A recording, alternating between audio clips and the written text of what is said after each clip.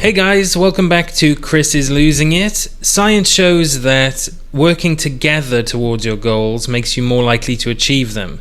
So please do like and subscribe to give yourself a better chance of getting what you want. I'm losing it a little bit less this week. As I said, I have had a lot of stress lately, and as we all know, cortisol raises your blood glucose. It's been a difficult few weeks for me. I'm having problems with my landlord, and it's very serious. So I'm probably going to be moving in the next couple of weeks, but as you can imagine, yes, that is a stressful situation. It's not an excuse exactly, but I have stumbled because of emotional eating on a couple of days. It's been 12 full days, and weight loss has slowed for me. I have fallen off a couple of times, as I said, but the main reason is that initially you lose a lot of water weight. That's because your body has these three energy sources: glucose, glycogen, and fat. And we want to get into the fat burning phase with ketosis. Now, you can do this more quickly when you also integrate some intermittent fasting. You burn through the glucose in your blood. That's pretty quick. If you do any kind of exercise, that'll disappear pretty quick.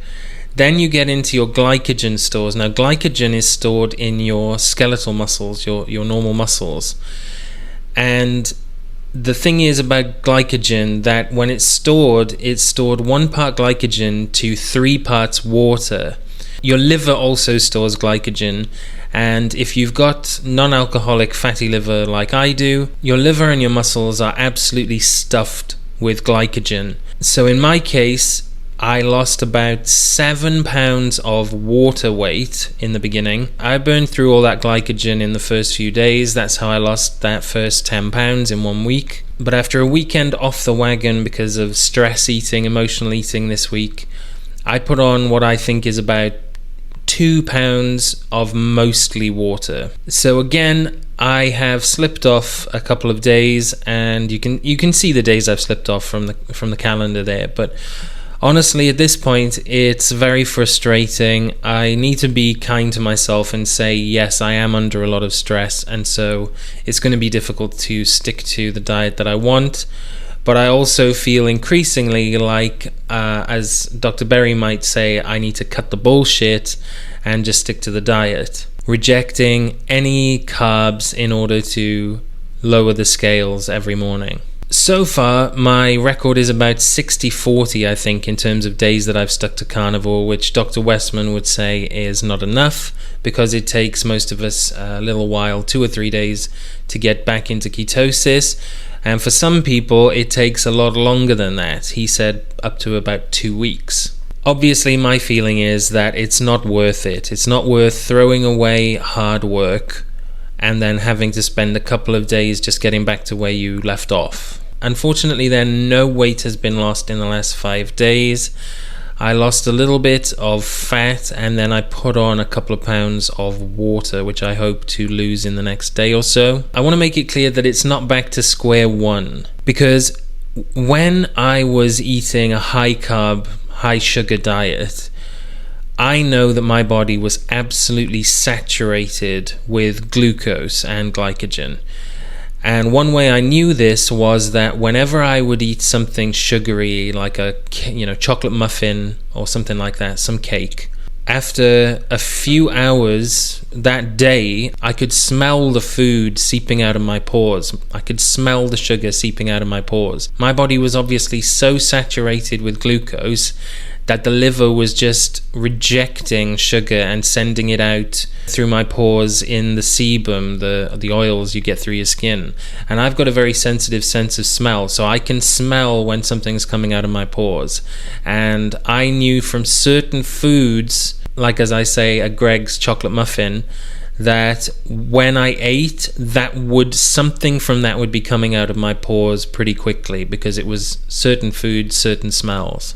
So I'm not really discouraged. I know I need to cut the bullshit and get on with the diet. I truly appreciate all your comments, questions, and encouragement. The last video did have a couple of comments that I'd like to address. Someone claimed that carnivore and weight loss are harder for women than they are for men. I reject that. I've seen no evidence that that's the case, and we're all working with fat, insulin, and our basal metabolic rate, the amount of calories we burn every day, to try and lose weight.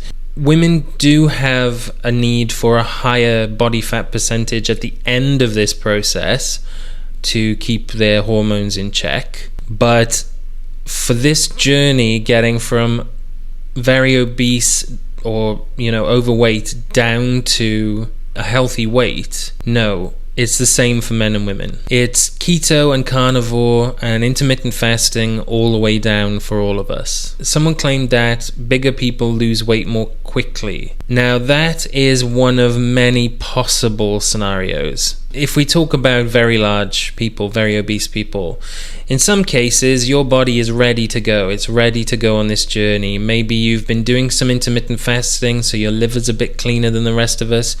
Maybe you tend to do more exercise every day, a lot of walking or something. So you'll be ready to jump into this journey of fat loss because the things that you need, healthy working lean-ish liver, you've already got it. If you're very obese, you're likely to be insulin resistant. That can mean that your fasting blood glucose is a little high, and so it can be harder for you to lose weight in the beginning. If, like me, you have non-alcoholic fatty liver, as most of us who've been eating high-carb diets for years do, you can have a seesaw effect with your insulin and blood glucose in the first few days of carnivore or fasting, where as you move away from food into the fasted state, your insulin level drops, but then your liver dumps glucose and glycogen, which it hasn't been able to process, into your blood, which makes your insulin go back up, then it drops, your liver dumps glucose and glycogen again, and so on, and that can happen. It can really mess you up in the first few days of doing this. Whether you've got some higher fasted blood glucose, or you've got this seesaw effect because your liver is so stuffed with sugar, you can mitigate that by doing intermittent fasting in the early stages. 36-hour fasts are ideal because you only have to concentrate on the 16 hours in the middle where you're awake and trying not to eat food and just stay hydrated. Either side of that, you've got a total of 16 hours where you've just got 2 periods of 8 hours sleep ideally. So you basically, if you do a 36-hour fast, you get 50% of that free. And you also get the feeling of accomplishment from going a whole day without food in service of your goals.